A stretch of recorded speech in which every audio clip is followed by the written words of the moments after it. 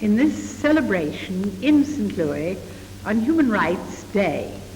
Ever since the Declaration of Human Rights, the Universal Declaration of Human Rights, was passed in Paris in 1948 on December the 10th, we have fostered the observance of this day not only in the United States but throughout the world.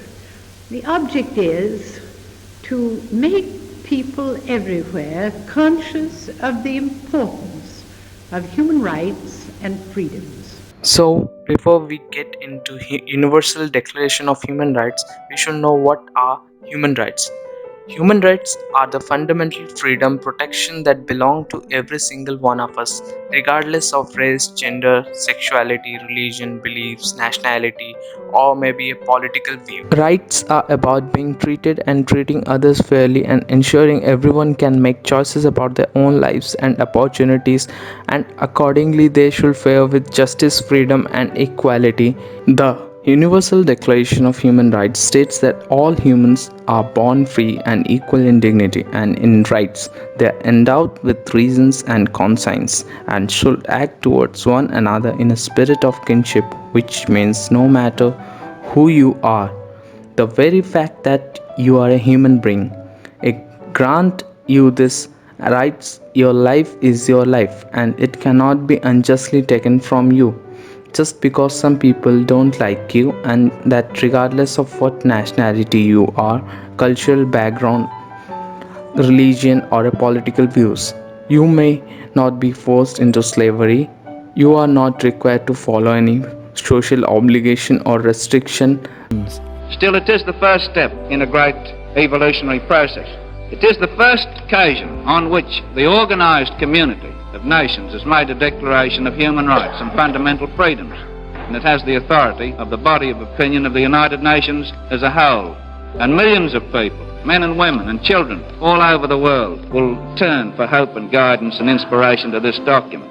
While history alone can determine the historic significance of an event, it is safe to say that the declaration before us may be destined to occupy an honorable place in the procession of positive landmarks in human history. Human rights assure you to maintain a peaceful and fulfillment of your every right that can't be violated by any other entities. You have right to access education, you have right to access social services, and you have right to practice any kind of religions.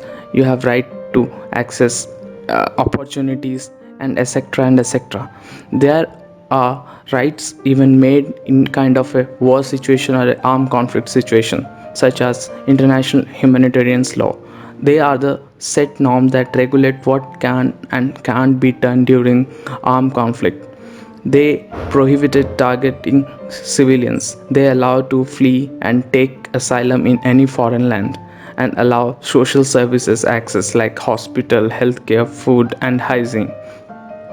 Government and other intergovernmental bodies are the key door to look at issues that affect human rights.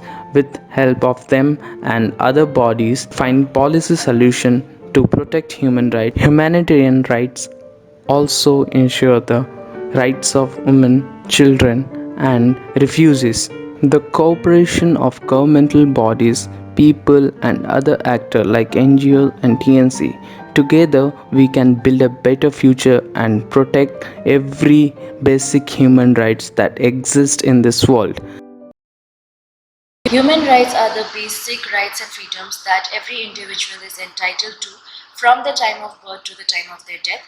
This is irrespective to their caste, creed, culture, or the place they belong to, or the wealth that they acquire. First of all, protection of human rights begins with each individual. That is, we do have our human rights. We can do whatever we want. We can go wherever we want. We can speak what we want.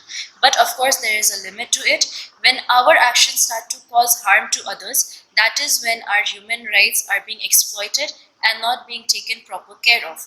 So as every individual, private individual and private business, it is our responsibility that we do not exploit our rights and we do not cause any harm or hatred towards the other people. So first of all, we ourselves are responsible for protecting our human rights.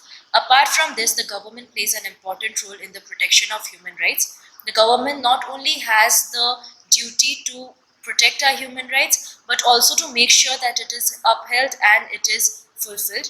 The nation includes both the people as well as the government. Certain kinds of human rights need to be balanced with certain other human rights. For example, we do have the right to speech. However, we also have the right to be free from discrimination, and we have right to equality.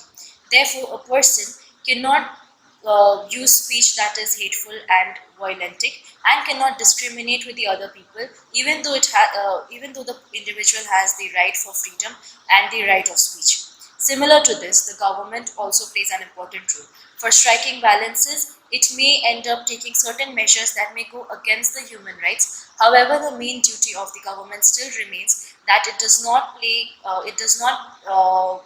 unfair means, or it does not strike balances that are totally unnecessary and violates human rights of any individual on purpose. The main duty of the government is to protect the human rights and to promote equality, respect, dignity, and independence of the people. So both the people and the nation play an important role in maintaining a balance between the various human rights that are provided or entitled to the people from their birth.